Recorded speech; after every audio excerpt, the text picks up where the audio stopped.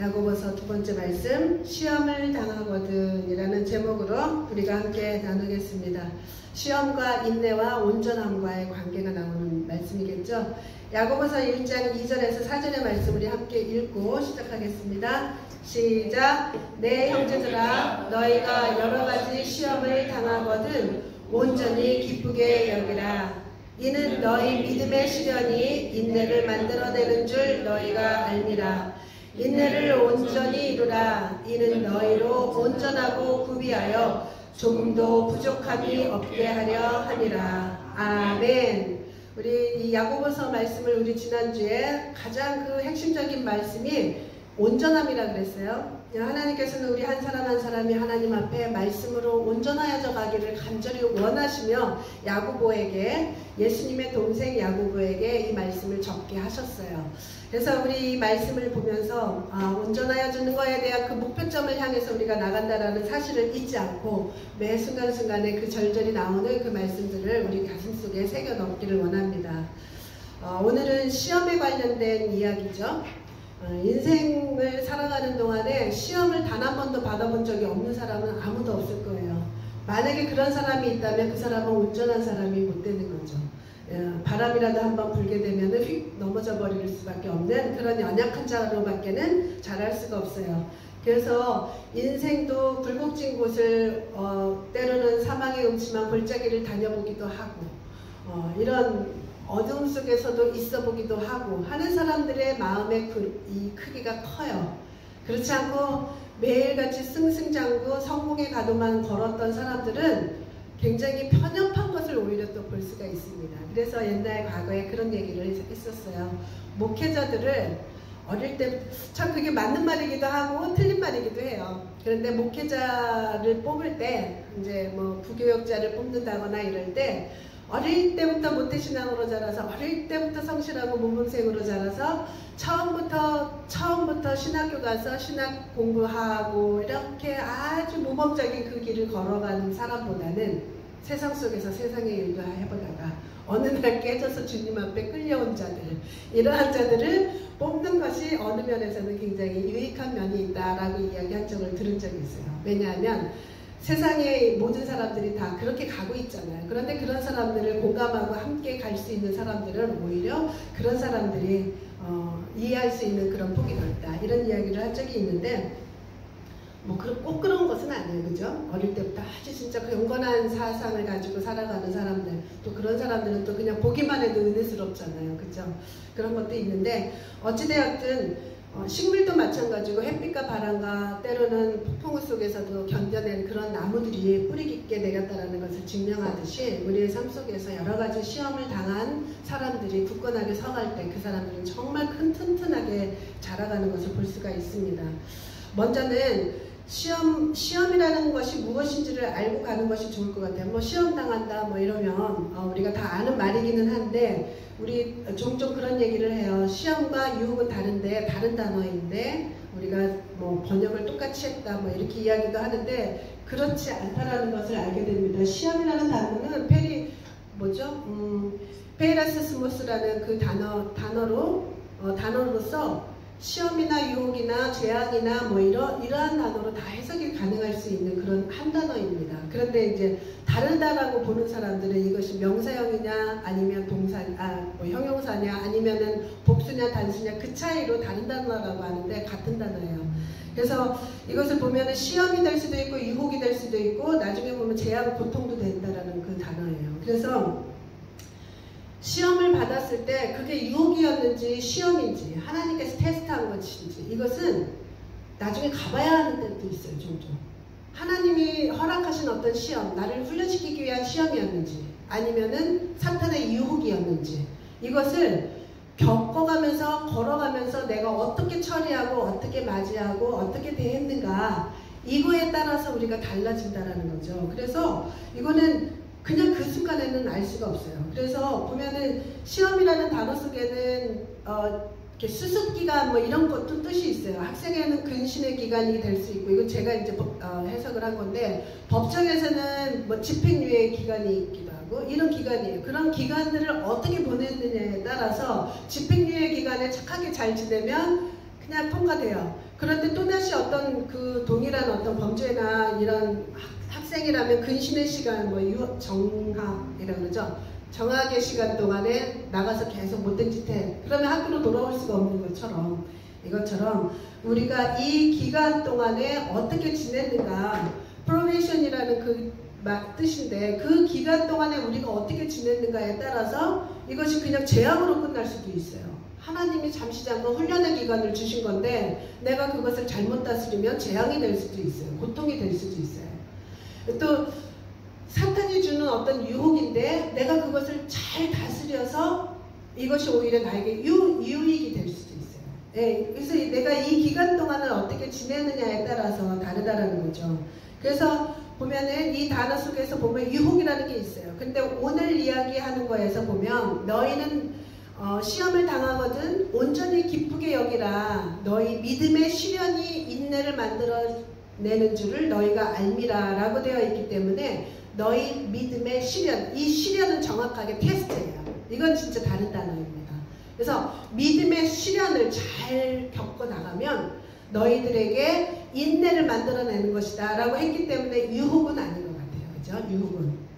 유혹은 결국엔 내 속에 있는 욕심과 탐욕과 정욕 때문에 넘어지는 그런 부분이기 때문에 넘어질 수밖에 없어요. 그래서 12절에 똑같은 시험이라는 단어가 쓰이는데 거기서는 유혹의 의미로 쓰였다는 것을 우리가 알게 돼요. 그것은 이제 나중에 다시 다룰 건데, 이 야고보서에서 온전함을 이루어가는데 이 시험이라는 단어가 2번이나 나오고 여러 번 비슷한 주제가 여러 번 나오는 게 있어요. 말에 대한 것도 있고 이런 게 있어요. 그래서 이것이 굉장히 우리를 온전케 하는데 중요한 역할을 한다는 거죠. 그래서 우리의 시험이라는 것은 어떤 모습의 시험이든 간에 그 시험에 합당한 내가 올바른 것을 선택하고 올바른 태도로 내가 그것을 대했을 때 우리는 온전한 길로 가게 된다는 거죠. 그래서 유혹이 될 수도 있고 덫이 될 수도 있는 그런 시험이 있는가 하면 때로는 나의 죄로 인해서 하나님께서 잠시 깨우쳐주기 위해서 주는 어떤 재앙같이 보이는 어떤 그런 부분들도 있어요. 그것을 받는 사람에게는 시험의 기간이죠. 예, 그런 것도 있어요. 그런데 이 죄로 인해서 받는 어떤 그런 사람들, 나중에 이제 범죄자들이 잡히고 난 다음에 오랫동안에 피해서 살고 있었던 사람들이 정말 기쁘게 여겨야 될 것은 잡히고 나면은 이제야 다리를 뻗고 자겠다라고 얘기를 할 때요. 그만큼 쫓기는 삶을 살았을 때는 진짜 잠을 제대로 자지도 못하면서 살았던 거예요. 그냥 피해 다니기만 했지. 근데 오히려 잡히고 나면 다 2다리 뻗고 이제 포기할 거 포기하면서 이제 살겠다라고 한다는 거죠. 그러니까 이 죄로 인해서 받는 어떤 그런 것도 결국에는 하나님이 나를 버리지 않으셨구나 이렇게 알 수 있어요. 그 고통은 힘들죠. 그 죄로 얻어맞는 것은 정말 어렵고 힘든데, 그런데 하나님이 버리신 자는 매가 안 들어요. 그런데 하나님께서 사랑하는 자에게는 돌이키게 하기 위해서 매를 들은다는 거죠.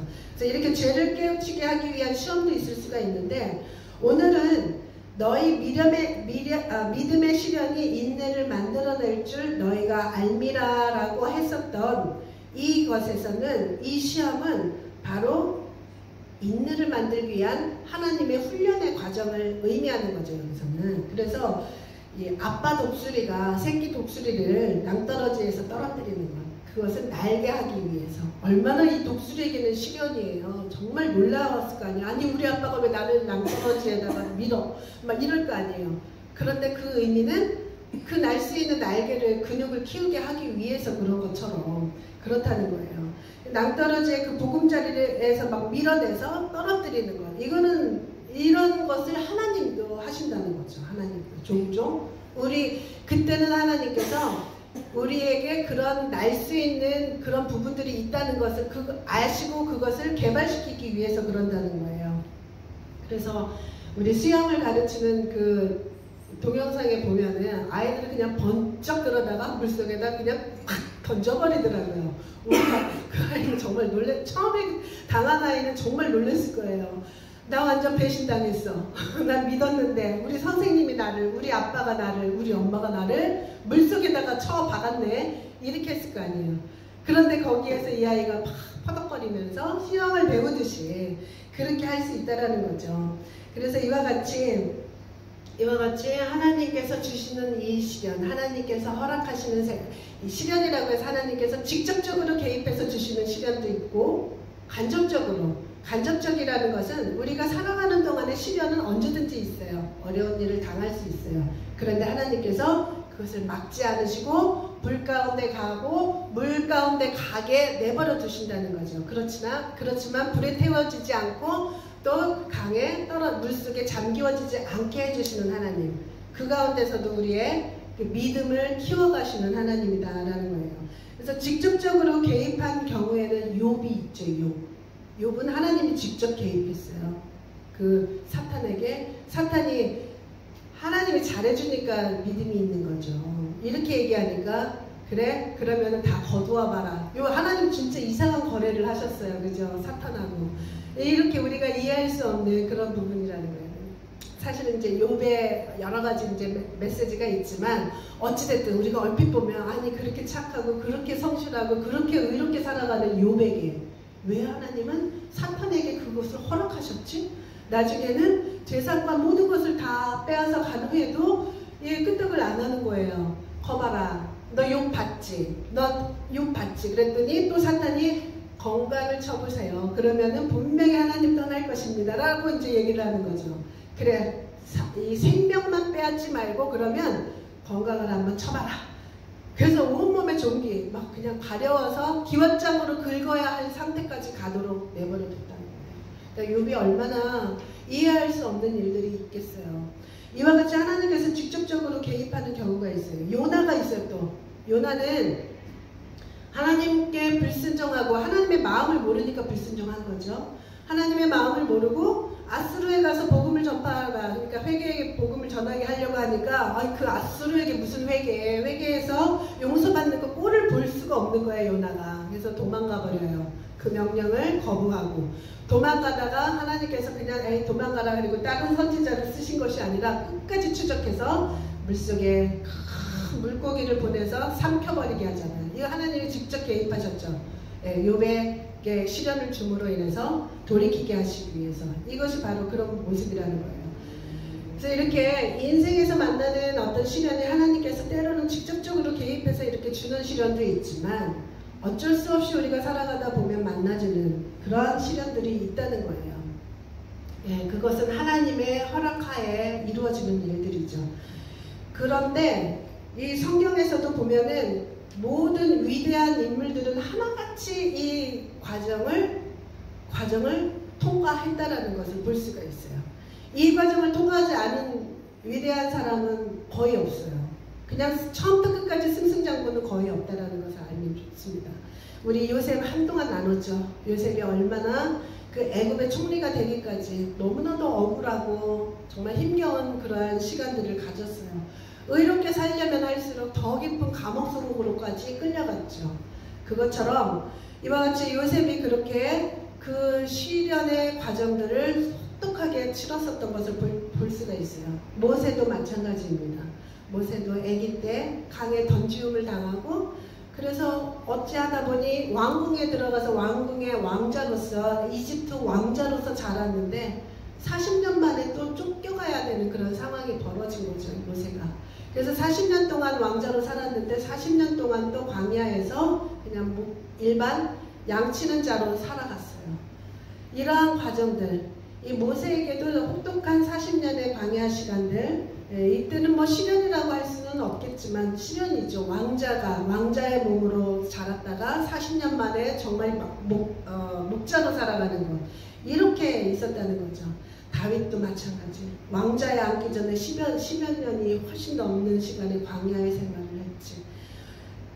이스라엘을 봐도 그래요. 이스라엘도 가나안이라는 그 땅을 차지하기 전까지 40년이라는 그런 광야 생활을 하게 됐어요.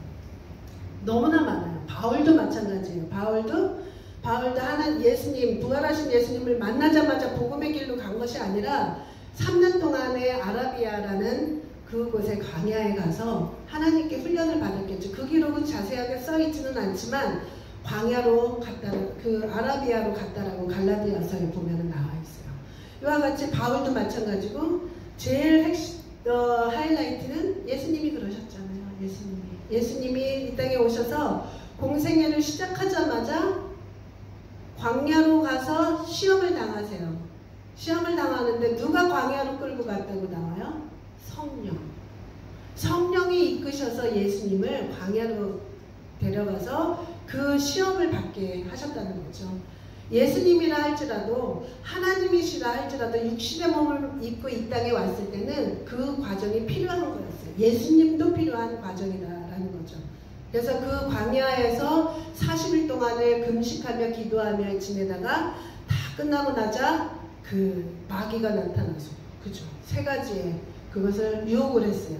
이때는 그 시험이 유혹이죠. 마귀에게서 온 거니까. 근데 그것을 허락하신 분이 성령님이라고 그랬다는 거예요. 그러니까 이 예수님께 받은 그 유혹은 유혹으로 끝나서 재앙으로 끝나고 고통으로 끝난 것이 아니라 그것을 이겨내고 정말 공식적으로 하나님의 그 메시아로서의 삶을 살아갈 수 있게 해주셨다는 거예요. 그래서 이와 같이 하나같이 하나님의 사람들은 하나같이 다 시련을 겪어가면서 자라간다는 거죠. 그래서 이번에는 시험을 대하는 기본적인 자세를 말씀해 주셨어요. 여기에서 자, 우리 어떤 자세가 굉장히 중요한데 여러분 이게 뭐예요? 씨름 장면이죠. 씨름에서 가장 크게 결정적으로 이 선지적으로 딱 이 기선을 제압하는 그 행위가 뭔지 아세요? 삿발을 어떻게 잡느냐. 이 삿바잡기 싸움에서 이게 70~80%를 차지한다고 그래요. 이만기 씨가 그러더라고요. 70~80%를 차지한대요. 이 기선 제압하는 거. 삿발을 어떻게 나에게 유의롭게 잡느냐. 이것이 그래서 삿바 잡는 기술부터 그리고 처음에 선제적으로 그 기압을 제압하는 그것을 배운다는 거예요. 이것처럼 우리가 시험을 대할 때 기본적인 70~80%의 그 승패를 좌우할 수 있는 것이 오늘 말씀해 주세요. 뭐냐면 뭐예요? 기쁨이에요. 기쁨.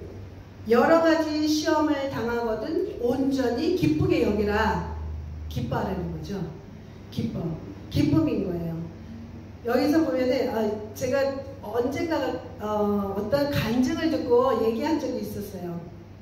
어떤 권사님의 간증이었는데 그분이 남편이 그렇게 핍박을 했대요. 예수 믿는다고. 그래서 그렇게 핍박을 당하는데도 그렇게 아주 죽자사자 교회를 다닌 거예요. 근데 어느 날 이제 이 남편도 너하고 나하고 한번 오늘 대결이다. 이제 결판을 보자. 이런 마음을 가졌는지 이 권사님의 머리채를 붙들고 그날은 못 가게 방을 빙글빙글 돌았대요. 그 말만 들어도 너무 흉측하지 않아요? 막 이 머리채를 붙들고 온 집안을 막 돌아다니면서 소리치르고 그러는데 이 권사님에게 임한 게 기쁨인 거예요. 거기에서. 그래서 막 기쁨이 오는데 머리는 끌려다니고 있는데 자기 속에서 막 웃음이 나왔다는 거예요. 그 기쁨의 웃음이. 했더니 그 남편이 놀라가지고 그 손을 놓고 미쳤는 줄 알고 그 손을 얼른 놓고 아무 짓도 못한 거예요. 그리고서 도대체 이게 뭔데 이 여자가 일어나 자기가 죽이고자 달려들어도 이렇게 웃고 있으니 그래서 결국에는 결과적으로는 남편이 교회를 따라 나갔다는 거예요. 예. 뭐 이런 정도의 그것을 말하는 기쁨은 아닐지라도 우리에게 명하시는 것이 기쁨이에요. 그죠? 이 다양한 여러 가지의 시험을 당하거든. 왜 시험이 한 가지가 있다는 게 아니죠. 그러니까 시험은 다양한 시험 과목이 있듯이 시험 과목이 여러 가지가 있어요. 재정 과목이 있고 뭐 건강, 관계, 뭐 내 자존심을 내려놓게 하기 위해서 시련을 주신다거나 뭐 여러 가지 우리에게 과목이 있다는 거예요. 근데 우리 학교에서도 어떤 과목을 시험을 보는데 이 패스를 못하면 재시험을 주세요. 그죠? 재시험의 기회를 주는데 하나님도 재시험을 절대로 그 과목 아예 포기해라가 아니라 하나님은 계속해서 재시험을 주신다는 거예요. 그래서 빨리 1차에 그냥 통과하는 게 최고예요. 물질의 고난이 왔을 때 물질도 한 번에 그냥 통과할 수 있다면 그냥 하나님 앞에 딱 납작 엎드려야 돼요. 이와 같이 우리에게 다시 찾아오는 그런 재시험이 없도록 우리가 한 번 만나는 그 시험을 언젠가는 만나져서 내가 그 부분을 뛰어넘어야 할 때 뛰어넘을 수 있는 그런 일체의 지혜를 갖기를 원합니다. 그런데 그 지혜가 그것이 기쁨이라는 거죠. 그래서 시험을 당하면 기쁘게 여기되 그것도 온전히, 너무하시지 않아요? 그냥 막 갈팡질팡 할 수도 있을 텐데 온전히 이루래요. 너무하시더라. 우리 완전히 진짜 과대평가하시기는 하시는 것 같아요. 말도 안 되는 것 같으잖아요. 그렇죠? 시험이 왔는데 어떻게 기쁘게 여겨요? 머리채를 끌려다니는데 어떻게 웃음이 나오고 기쁨이 나와요? 이거 성령님이 하실 수 있는 일이시기는 하지만 여기에서 우리가 알아야 되는 것, 알아야 하는 상황이 있습니다. 제가 이번에 누구죠? 문학상, 노벨 문학상? 예, 한강 그 사람 이야기를 이렇게 듣다 보니까 이 사람이 언젠가 택시를 타고 가다가 그 악뮤 있죠? 악뮤? 정말 천재 작곡가이면서 그 선교사 자녀들인데 아주 진짜 노래도 잘하지만 작곡 작사가 정말 자연스럽게 그냥 흘러나오는 그런 것들인데 그 노래를 듣다가 눈물이 왈칵 쏟아진 것을 이렇게 이야기하는 장면이 있더라고요. 근데 거기에서 보면은 그게 무슨 노래이길래 그러나 그랬더니 어떻게 이별을 사랑하겠어? 널 사랑하는 거지. 이런 내용인 거예요. 그리고 바다가 마를 때까지 인내해야 되는 거잖아. 이런 이야기를 하는 거더라고요. 근데 이거를 바꿔서 말하면 어떻게 시험을 기뻐하겠어? 우리가 바꿔본다면 어떻게 시험을 기뻐하겠어? 그것도 온전히. 예, 이렇게 진짜 우리는 시험을 기쁘게 여길 수 없어요. 온전히 그것도. 근데 여기에서 그 여기다라고 하는 그 여기다라는 그 단어를 조금 우리가 살펴보면 이해가 가능해요. 여기다라는 그 단어는 이 단어는 헤게오마이라는 뜻인데 아고에서 나왔어요. 근데 그거는 뭐냐면 리드하다, 앞장서다 이거예요. 앞장서다 그리고 대장. 그래서 이제 성경에도 보면은 총독, 대장 이런 식으로 그 단어로 사용되어지는 부분들이 있더라고요. 찾아보니까. 그래서 내가 무엇을 하기 전에 앞세우는 것을 말하는 거예요. 여기는 것이. 그렇다 하면 기쁘게 여기라. 그 기쁨을 말하는 것은 여기에서 감정을 얘기하는 게 아니에요. 감정을 초월한 의지를 말하는 거예요. 의지. 그러니까 우리의 의지를 발동해서 내 감정을 초월한 의지를 말하는 거죠. 그러니까 기쁘게 여기라고 하는 거예요. 기뻐할 수는 없어요. 왜냐하면 우리 감정이라는 것이 있기 때문에. 감정은 진짜 상하잖아요. 마음이 상하잖아요. 속상하잖아요. 그렇지만 내 의지를 발동하라는 거예요. 그러니까 내 감정보다 리더로 세울 때 그 리더를 여기는 거를 말해요. 기쁨이 내 리더가 되게 하라는 뜻인 거죠. 그렇기 때문에 감정이 나를 주도해 나가는 리더가 되게 하지 말고 내 의지를 발동해서 기쁨이 나를 주도하도록 해라. 이 의미인 거죠. 그래서 성경에서 보면은 성공적으로 그 시련들을 잘 겪어나간 사람들은 보면은 감정 컨트롤을 진짜 잘했어요. 우리가 그때 요셉 때 나눴죠. 요셉 이야기에서. 그 컨트롤을 진짜 잘했다는 것을 볼 수가 있어요. 요셉은 정말 말도 안 되는 상황이 벌어졌는데도 불구하고 그것에 대해서 울고불고 난리치거나 하나님 구해주세요 뭐 이런 얘기도 없어요. 그냥 그 상황에 처해 있을 때 하나님만 경외하고 하나님을 바라보고 그냥 꾸준히 갔었던 것을 볼 수가 있어요. 감옥에 갔어도 마찬가지고 이런 것을 보면 그래요. 아브라함도 마찬가지야. 아브라함이 이삭을 바치라고 하는 그 엄청난 시련이잖아요. 그것은 진짜 그거는 우리에게 만약에 그런 시련을 주었다면 모두가 거기 통과 못했을 것 같아요. 내 자식을 바치네. 그것도 100세에 주셨다가 왜 뺏으시는데 이러면서 하나님을 원망하고 내가 잘못 들었나? 뭐 이 별 생각을 다 하면서 못했을 거예요. 그런데 아브라함은 이런저런 만 가지의 생각이 오기 전에 새벽부터 일어나서 그냥 산으로 갔다는 거잖아요. 이와 같이 아브라함도 마찬가지로 이 모든 생각들, 자기 마음속에 들어오는 그 감정 앞에 하나님의 말씀이 있으니까 그냥 그것을 컨트롤 했다라는 거죠. 이와 같이 어떤 청천벽력과 같은 그런 시련이 내게 다가올 때 거기에 따르는 감정이 올라오는 것은 너무나도 자연스러워요. 왜냐하면 우리가 인간이기 때문에 슬픔을 당하면 슬픔이 찾아오는 것은 당연해요. 이건 오히려 건강한 사람인 거예요.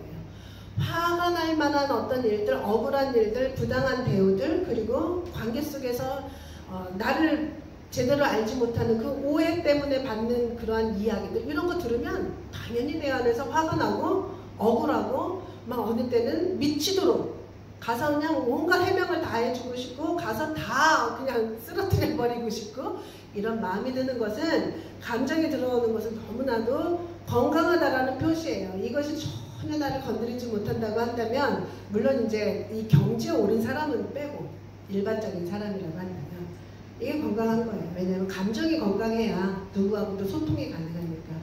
그런데 그 감정이 나를 주도하지 못하도록 하라는 거죠. 이 감정이 굉장히 감정적이에요. 그래서 굉장히 감정적인 그 감정은 나를 죽이기도 해요. 상대방이 죽기 전에 내가 먼저 죽는다는 거죠. 그래서 이것을 기뻐하라가 아니라 기쁨으로 여기라는 거죠. 기쁨으로 여기라. 이 절망적인 어떤 병이 찾아왔을 때, 이번에 그 몇 년 전에 우리 한국에 있는 집사님, 그 혈액암 걸렸던 그 집사님이 이제 어떤 사연으로 인해서 정치적인 이야기를 하면 이게 막히더라고요. 그러다 보니까 어쨌든 좀 서운해졌었어요. 그 일 후에. 그래서 그냥 뭐 이렇게 메시지로만 뚱 보내주고 끝? 그런 식으로 하더라고요. 근데 이번에 왠지 그 집사님한테 건강이 어때요? 하고 물어보고 싶은 마음이 확 드는 거예요. 그래가지고 건강은 어때요? 그 말은 거기에 대한 답변은 안 하고 건강은 어때요? 하고 이렇게 보냈는데 그 집사님이 바로 어제부터 항암 다시 시작했다고 그 이야기가 나온 거예요. 그래가지고 아 그랬구나 이런 생각을 하면서 다시 이제 막 마음에 막 극률한 마음이 막 생기고 그렇게 했는데, 다시 그 항암을 시작했다라고 하면서 거기에 쓰여진 말은 그래도 믿음의 사람이라 말 속에 믿음이 들어있더라고요. 예수 이름이 있고 예수 피가 있기에 지금도 이 과정 또 주신 그것은 또 하나님의 뜻이 있겠지요. 그러면서 기도 열심히 하고 있어요 라고 이렇게 하더라고요. 그래서 그래 기도하자, 또 한 번의 하나님의 이적을 경험하자 이렇게 이제 하면서 그랬는데, 이와 같이 절망적인 어떤 병이 다시 찾아왔을 때 왜 또 그러면서 막 그냥 휘몰아치기 시작하면 이거는 기선제압을 당한 거가 되는 거죠. 병에 의해서. 그처럼 그럴 수가 있다라는 것이에요. 그래서 우리가 정말 그 처음에 선제적으로 우리가 먼저 무엇인가를 취해야 되는, 그 믿음의 행위들을, 믿음의 무엇인가를 취해야 되는 것이 우리에게 정말로 필요해요. 여리고 전투에서 하나님께서 그들에게 명령했던 것이 뭐였냐면 침묵, 말하지 말라고. 그죠? 말하지 말라고. 말을 하면 계속 부정적인 말만 나올 거 아니에요. 아니 여기 가서 싸워도 부족한데 왜 자꾸 돌기만 하라고 그래, 막 이런 식으로 말을 할 거예요. 그런데 그 말을 하지 못하도록 막은 것이 하나님이세요. 그래서 우리의 삶 속에서도 우리가 정말로 해야 되는 것이, 우리가 처음으로 첫걸음을 내디뎌야 하는 부분들이 무엇이냐면 말입니다. 말. 우리들의 말. 우리가 기선제압할 수 있는 것은 언어예요. 언어가 먼저 기선제압을 해야 돼요. 그래서 이 말은 아까 우리가 말한 것이 기뻐할 수 있는 그 감정을 요구하는 것이 아니라 기쁨이 나를 리더할 수 있도록 내 의지를 발동하라고 한 거잖아요. 그것을 할 수 있는 것이 그 첫걸음이 말이라는 것이죠. 말. 우리가 이 말로 삿발을 꽉 잡고 제압하듯이 말로 선포를 하는 거죠. 말로 지금 현재 일어나는 모든 일들에 의해서 내가 감정이 없대를 말하는 것은 그 끝도 없고 한도 없고 나를 계속해서 그 구렁텅이로 빠지게 하는 것밖에 없어요. 그래서 내 말을 하나님께서 주신 그 믿음의 언어로 선포하는 거죠. 그것이 제일 첫 번째 우리가 해야 될 일입니다. 그래서 이 여리고 성을 돌 때 아예 그냥 말을 못하게 금지령을 내린 거예요. 다 알기 때문에, 이스라엘 민족을 알기 때문에. 아마 우리에게도 그럴 거예요. 우리에게도. 너네들 무슨 일 생기면 입 다물어라. 이게 먼저 우리에게 명령이 내려지지 않을까 싶어요. 이와 같이 어떤 일들이 딱 벌어지면 우리의 감정이 일어나, 자연스럽게. 그런데 내 의지를 발동할 수 있는 것은 내 말이라는 거예요. 말은 내가 컨트롤할 수 있어요. 내가 의지만 가지고 있다면. 근데 이것도 내가 한번 본불이 터져버리면 이게 감당이 안 될 정도로 부정적인 언어가 계속 쏟아져 나옵니다. 이거를 틀어야 돼요. 우리의 패턴을, 우리의 행동 패턴을 틀어야 된다는 거죠. 그래서 내 말은 지금 상황에 무엇이 해프닝 되고 있다, 무슨 일이 발생하고 있다, 그래서 내가 어떻다를 말하라는 것이 아니에요. 그것을 그냥 초월하고 그것을 뛰어넘고 그리고 믿음의 말을 하라는 거예요.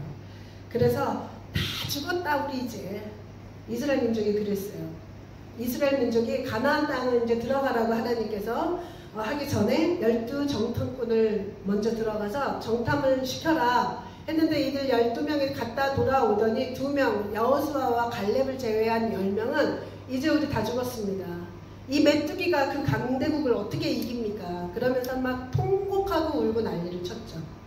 그랬을 때 하나님께서 마지막에 뭐라 그랬냐면 내 귀에 들리는 대로 너희에게 해주겠다 라고 했어요. 하나님께서 내 귀에 들리는 대로 해주겠대요. 그래서 그들은 다 광야에서 죽었어요. 다음 세대들만 들어갔어요. 여호수아와 갈렙 빼놓고는. 이와 같이 하나님의 귀에 믿음의 말을 해보세요. 그럼 하나님은 내 귀에 들리는 대로 해주겠다. 우리 다 죽었다가 아니라 아 우리 진짜 살겠구나 이렇게 말을 하라는 거예요. 거꾸로. 그래서 우리나라 사람들이 죽겠다는 소리 진짜 많이 하잖아요. 정말 죽겠어. 그래서 많이 죽나 봐. 그래서 진짜 많이 자살률도 세계 1위를 하잖아요. 그죠? 그러니까 죽겠다라는 말을 하지 말고 아 살만 난다. 막 일이 막 꼬여와. 와 일 어떻게 풀릴 거야. 이렇게 얘기를 하라는 거예요. 의지를 발동해서. 근데 지금 현재 일어나고 있는 일들을 상황을 이야기하는 것은 너무나도 쉽죠. 지금 죽겠어. 장사도 안 되고 장사가 되면 뭐해 남는 거 하나 없고 만약에 그렇게 이야기를 한다면 그렇게 돼요. 그렇게 돼. 그런데 아 망할 것 같다가 아니라 이러다가 망하지 그럼 망해요. 들리는 대로 해준다 그랬으니까. 네. 그럼 망해요. 네, 들어야 될 사람이 안 왔네요. 잘 될 것이다. 며칠 남았잖아. 채워줄 거야 라고 얘기하면 되는 거거든요. 우리는 계속해서 긍정적인 언어를 해야 돼요. 변화될 거야. 그런데요, 이 언어가 우리 하나님의 그 원리가 성경에 기록되어 있는데 이것을 요즘에는 과학이 너무 발달하다 보니까 증명을 해주세요. 너무너무 감사하게. 우리 과학이 증명을 하면 그냥 머릿속에 쏙 들어오잖아요. 그죠? 하나님의 말씀을 믿음으로 받아들이기까지 엄청난 시간이 걸리는데 과학이 증명해주면 그래도 빨리 들어와 이상하게. 그죠? 우리가 이 합리적인 세계를 살다 보니 그렇게 된 것 같아요. 그래서 뇌과학이 발달하다 보니까 이게 다 증명이 됐어요. 그래서 이런 말이 있더라고요. 제가 이제 말과 뇌 이 상관관계라고 하면서 이렇게 검색을 해봤어요. 그랬더니 많은 기사들이 떴더라고요. 과학자들이 이야기한 그런 것들이나 이런 것들이. 그 중에서 하나가 뇌는 언어와 현실을 구별을 못한대요. 예, 뇌는 현실과 언어를 구별을 못한대요. 이 정신건강의학 교수님의 말이에요. 구별을 못해서 말을 하잖아요. 그러면 내 청각기관으로 들어와서 이 청각기관에서 듣고 그것을 뇌로 전달을 하는데 소리를 인지하는 측두엽과 감정을 규정하는 변연계와 다 읽어드릴게요. 교감신경과 부교감신경을 조율하는 시상하부 등 뇌의 네트워크가 새롭게 입력된 소리, 정보에 맞춰서 몸과 마음을 변화시킨다. 이게 뇌과학자와 이 정신건강의학자들이 이론으로 낸 거예요. 내가 말을 하면 결과는 뭐냐면 내 몸과 나의 모든 것들이 그 말에 속아서 그렇게 된다는 거예요. 그런데 내가 이것을 찾기 전에 과거에 우리 아이들하고 이렇게 카스 하다 보면 애들이 이제 특히 옛날에 우리 이제 누구 있잖아요. 걔가 오면 제가 어느 때는 그렇게 표현한 적이 있어요. 솜니물을 물속에 푹 담가서 그거 끌고 가는 느낌이라고 어느 때는. 그만큼 얘도 이제 힘들었고 저도 힘들고 막 이랬어요. 그 들어오면은 이제 어느 때는 뭐 피곤도 하기도 하지만 그냥 늘어져요. 그래가지고 내가 그랬어요. 예, 그렇게 늘어져 있으면 네 뇌는 우리 주인이 잠들고 싶은가 봐 하면서 너의 뇌는 그때부터 잠들기 시작해. 그러니까 이렇게 똑바로 하고 이렇게 봐봐. 막 이렇게 얘기한 적이 있었거든요. 근데 그게 증명이 되는 거예요. 그러니까 내가 어떻게 말을 하든지 행동을 취하든지 간에 내 몸이 그렇게 반응을 한다는 거죠. 그래서 좋아, 감사하다, 사랑한다 이러한 말을 하면은 행복 호르몬이 진짜 나온다는 거예요. 그 말 때문에 내 감정하고는 상관없이 내 청각기관은 그것을 듣고 내 그것을 전달하기 때문에. 그런데 그렇지 않고 짜증나 죽겠어, 힘들어 죽겠어, 뭐 했어 이렇게 이야기하는 사람은 스트레스 그 호르몬이 내 온몸에 막 분사를 한대요. 그거 너무 무섭지 않아요? 스트레스 호르몬이 내 몸에 분사된다고 생각해봐요.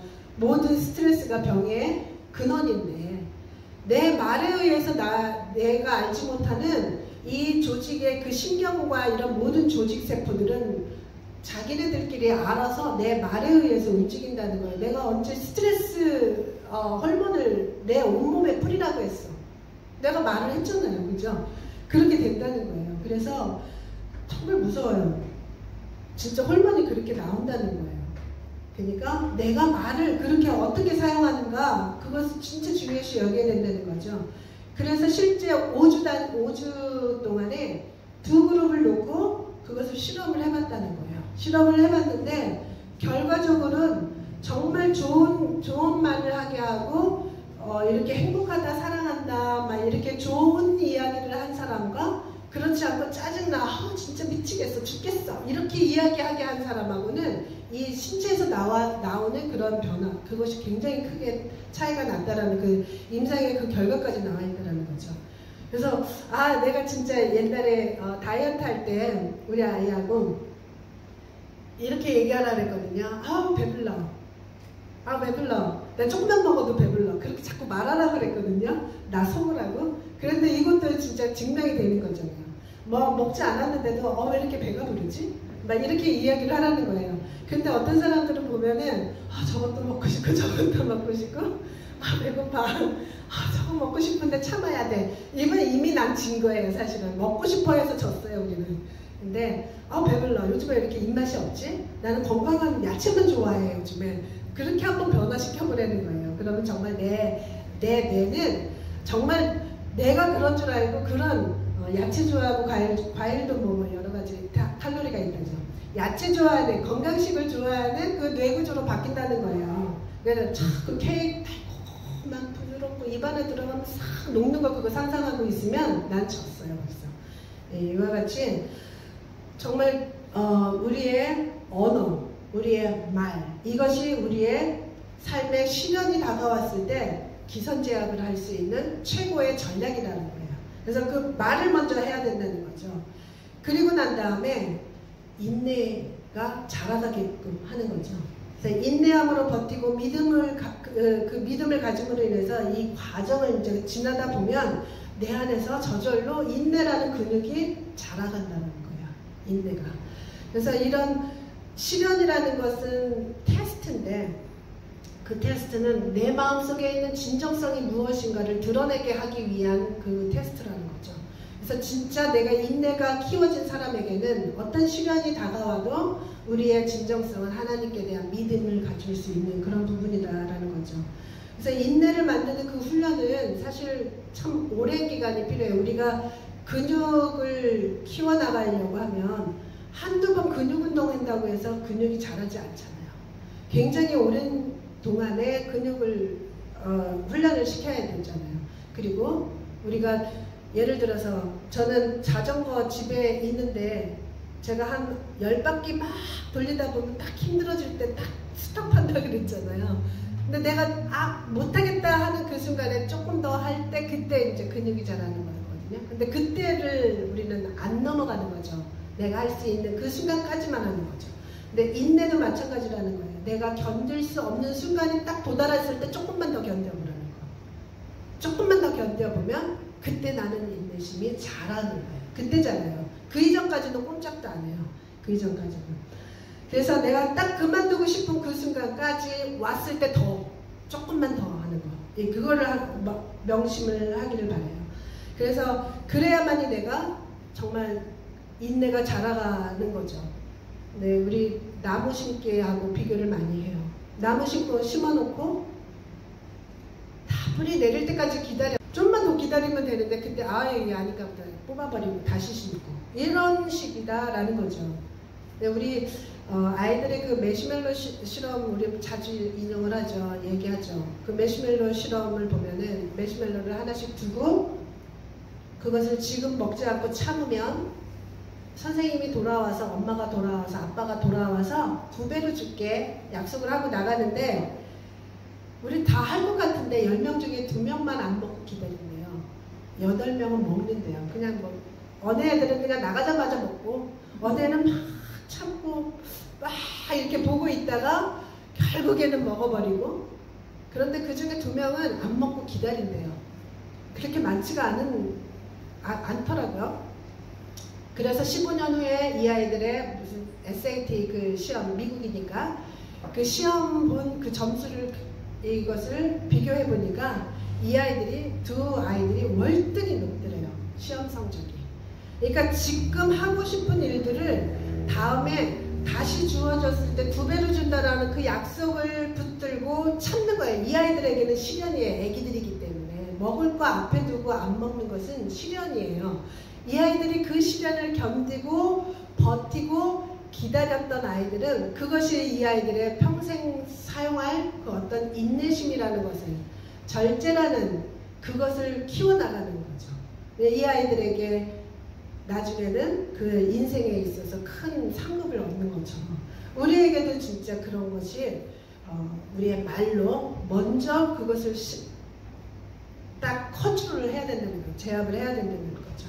그래서 이와 같이 한 나무가 자라는 데도 그렇고 우리 한 사람이 이 야고보서의 주제 온전케 됨을 위해서 간다면 내가 온전한 그 믿음의 사람이 되기 위해서는 이렇게 인내를 키워야 되는데 그 인내는 시련을 통해서 만들어지고 그것을 승리하기 위해서 첫걸음은 내 말에 있다는 거. 말로 먼저 선포를 하라는 거. 네, 그것이 우리에게 정말 필요해요. 그래서 시험을 만나거든 기쁘게 여기라가 감정을 초월한 나의 어떤 의지를 말하는 거라 그랬어요. 그죠? 의지를 앞세우세요. 의지를 앞세워서 오늘부터 우리 한번 정말 결단을 해보시기 바랍니다. 내가 절대로 부정적인 말을 하지 않으리라. 내가 지금 일어나는 모든 일들에 대해서 나쁜 이야기를 가지고 나에게 스트레스의 그 호르몬을 뿌리지 말고 오히려 좋은 이야기, 감사한 이야기, 사랑스러운 이야기, 기쁜 이야기, 이런 이야기로 인해서 내게 행복 호르몬, 우리 주인 진짜 행복한가 봐 하면서 행복 호르몬을 막 분비하게 만들어 보자는 거예요. 그래서 우리 진짜 그렇게 해서 인내라는 근육이 단단하게 우리의 영적인 근육이 생겨나기를 축복합니다. 아멘. 우리 자리에서 일어나셔서 태산을 넘어 헛곡에 가도 빛 가운데 걸어가며 이라는 그